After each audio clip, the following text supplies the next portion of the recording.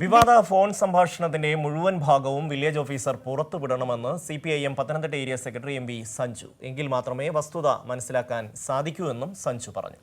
ഇന്നലെയായിരുന്നു എഡിറ്റ് ചെയ്ത ഫോൺ സംഭാഷണം നാരങ്ങാനം വില്ലേജ് ഓഫീസർ മാധ്യമങ്ങൾ വഴി പുറത്തുവിട്ടത്. ഇതിനാണ് പൂർണ്ണ രൂപം പുറത്തുവിടണമെന്ന് അദ്ദേഹം ആവശ്യപ്പെട്ടു. ഇത് സംബന്ധിച്ച് വലിയ വിവാദങ്ങൾ ഇതിനോടകം തന്നെ ഉണ്ടായിട്ടുണ്ട്. പ്രകോപനപരമായാണ് വില്ലേജ് ഓഫീസർ സംസാരിച്ചു തുടങ്ങിയത്. ബോധപൂർവം പ്രശ്നങ്ങൾ സൃഷ്ടിക്കാൻ വേണ്ടിയുള്ള ശ്രമമായിരുന്നു വില്ലേജ് ഓഫീസറുടെ ഭാഗത്തുനിന്ന് ഉണ്ടായിട്ടുള്ളതെന്ന് CPIM area secretary MV Sanju. കെട്ടിട നികുതി കുടിശ്ശിക അടയ്ക്കുന്നതുമായി ബന്ധപ്പെട്ട് നാളെ അടയ്ക്കാമെന്ന് ഞാൻ പറയാൻ തുടങ്ങുമ്പോൾ തന്നെ താങ്കൾ നിക്ക് ഞാൻ പറയുന്നത് അങ്ങോട്ട് കേൾക്ക് എന്നും പറഞ്ഞ് എന്നോട് തട്ടിക്കയറുക. മര്യാദഘട്ട നിലയിലാണ് അദ്ദേഹം സംസാരിച്ചത്. അദ്ദേഹം എഡിറ്റ് ചെയ്താണ് ആ ഓഡിയോ പുറത്തുവിട്ടിരിക്കുന്നത്. ഒരു 3-4 മിനിറ്റ് സമയം ഞങ്ങൾ സംസാരിച്ചിട്ടുണ്ട്. ആ പറഞ്ഞ കാര്യങ്ങൾ മുഴുവൻ പുറത്ത് അയാൾ വിടാൻ തയ്യാറാണ്. അന്നെങ്കിൽ കാര്യങ്ങൾ കുറെ കൂടെ വ്യക്തമാവും.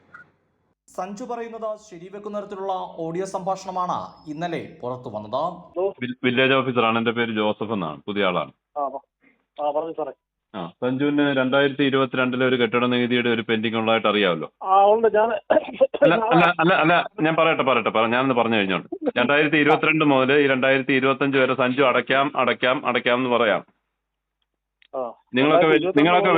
നിങ്ങളൊക്കെ വലിയ ആളുകളാണ്, വലിയ രാഷ്ട്രീയ പാർട്ടിയുടെ ആൾക്കാരൊക്കെയാണ്.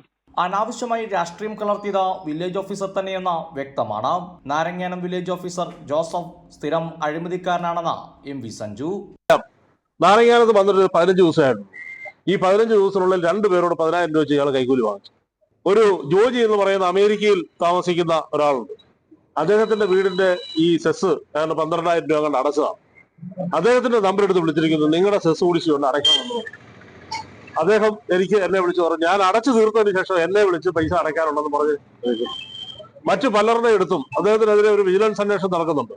വില്ലേജ് ഓഫീസർ പുറത്തുവിട്ട ഓഡിയോ സംഭാഷണം തെറ്റിദ്ധരിപ്പിക്കുന്ന തരത്തിൽ വാർത്തയാക്കിയ മാധ്യമങ്ങളെയും MV സഞ്ജു വിമർശിച്ചു. കൈരളി ന്യൂസ്, പത്തനംതിട്ട.